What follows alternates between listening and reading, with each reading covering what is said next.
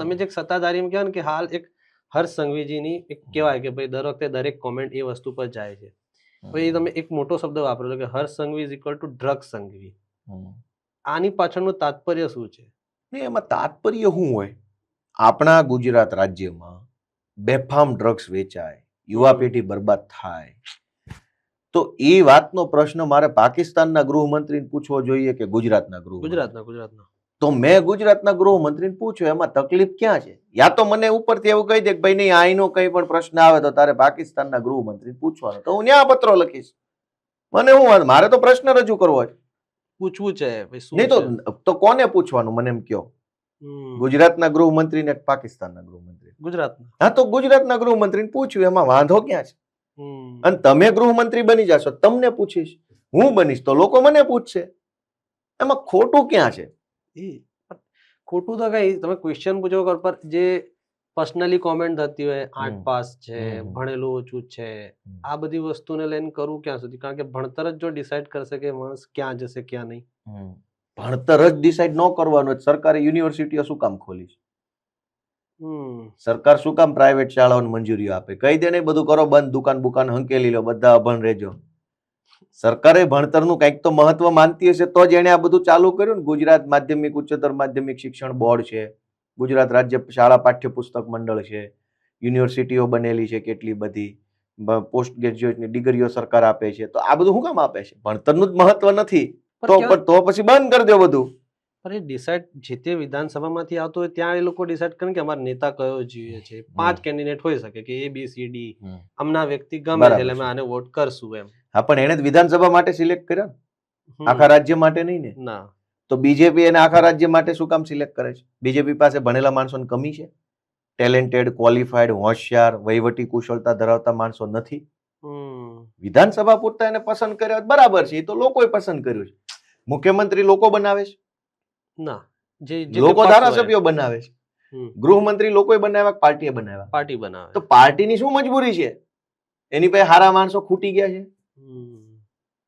તમારે અહીંયા તમે સેટઅપ લઈને બેઠા છો, કાલ તમારે એક એડિટર કામે રાખવો છે, અભણ રાખશો કે ભણેલો રાખશો? ભણેલો રાખશો. કેમ ભાઈ? લખતા આવડશે એને. હા, તો તમારે કેમેરામેન રાખવો છે તો અભણ રાખશો કે ભણેલો રાખશો? ભણેલો છે. કા ભાઈ, તમારે બધું ભણેલું રાખવું છે અને જનતાને બાકી બધું અભણ બટકાવવા છે, એવું થોડું હોય. ક્યાંક હશે ને ક્વોલિટી અમને દેખી હશે કે આ વ્યક્તિમાં આવી ક્વોલિટી છે. હા, એ બરાબર, એ ક્વોલિટી તો દેખાય જ છે. જો ઘરે ઘરે દારૂ મળે છે, બરાબર, ડ્રગ જોઈએ એટલું મળે છે, પોલીસ સ્ટેશનો ફરિયાદ સાંભળવામાં નથી આવતી, બરાબર. તો આ બધું કામ તો ક્વોલિટી થાય ને. એ ક્વોલિટી છે, એ ક્વોલિટીનું કામ થાય છે.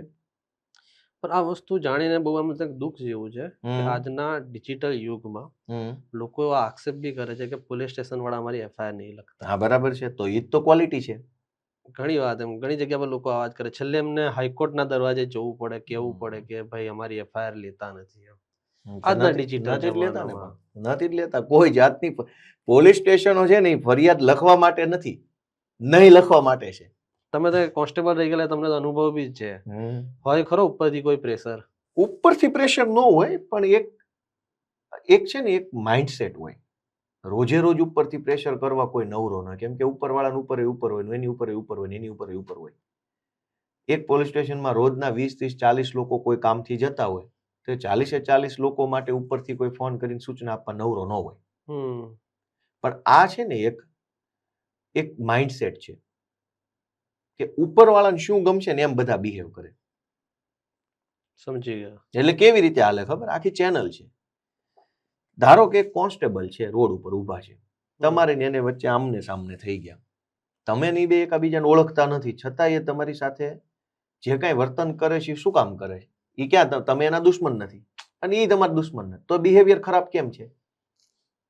કેમ કે કોઈ અંશે એ માણસ એવું માને છે કે મારો PSI શું માનશે, PSI ને ગમે એવું મારે રહેવું. શું કામ? કેમ કે એ બધું ડિસિઝન કરશે મારી લાઈફનું, મારી નોકરી. તો હું તો PSI ને ગમે કરીશ. PSI મને કીધું કે ચશ્મા વાળાને ઠોકવાનો તો હું ઠોકીશ. શું કામ? PSI ને ગમે એટલે. PSI ને શું ગમે? PI ને ગમે કે ભાઈ મારા PI એ કીધું છે કે તારે રોજના 20 કેસ કરવાના છે, તો હું તો 20 કેસ કરીને દઈશ. આ ચશ્મા વાળો સાચો ખોટો ભગવાન જાણે, મારે કઈ જોવાનું નથી. હું 20 કેસ કરીને દઈ એટલે મારો PI ખુશ. PI ને શું ગમે? DYSP ને ગમે, એ ગમે. કે ભાઈ મારા ડીવાયએસપી કીધું છે કે મારા અંદરમાં 3 પોલીસ સ્ટેશન આવે છે, ત્રણેયમાં મારે દારૂના 20-20 કેસ જોશે ટાર્ગેટ પૂરો કરવાનો. એટલે પછી ડીવાયએસપી ગમે ઈ કામ પીઆઈ કરે. ડીવાયએસપી શું ગમે? એસપી ને એસપી ગમે. એસપી શું ગમે? એનો જે ઉપર આઈજી હોય એની પર આઈજી હોય એ ગમે. આઈજી શું ગમે? જે ઉપર કમિશનર હોય ડીજી હોય. ડીજી હા, ડીજી ગમે એ ગમે. ડીજી શું ગમે? જેના ઉપર જે પોલીસ ગૃહ સચિવ હોય. ગૃહ સચિવને શું ગમે? જે સંઘવી સાહેબ ને જે ગમે ગૃહમંત્રી. ગૃહમંત્રીને શું ગમે? એની પાર્ટીને જે ગમે. એની પાર્ટીને શું ગમે? મોદીને જે ગમે. મોદીને શું ગમે? તો કે આ તો બાપા સીતારામ. હું તો તમે સમજો. એટલે એક કોન્સ્ટેબલ જે કામ કરે છે ને એ મોદીને જે ગમે ને એ કામ કરે છે, એવું કહી શકો તમે. તમે જોવો ને. પણ મેં તમને સિસ્ટમ બતાવી. એમ તમે મામલતદાર પકડી લો, એમ તમે તલાટી પકડી લો, એમ તમે કોઈ પણ સરકારી વિભાગમાં કોને ગમે એવું કામ થાય છે? પબ્લિકને ગમે એવું કે ઉપરવાળાને ગમે એવું? ઉપરવાળાને ગમે. ઉપર કોણ છે છેલ્લે? નેતા. પાર્ટી. પાર્ટી.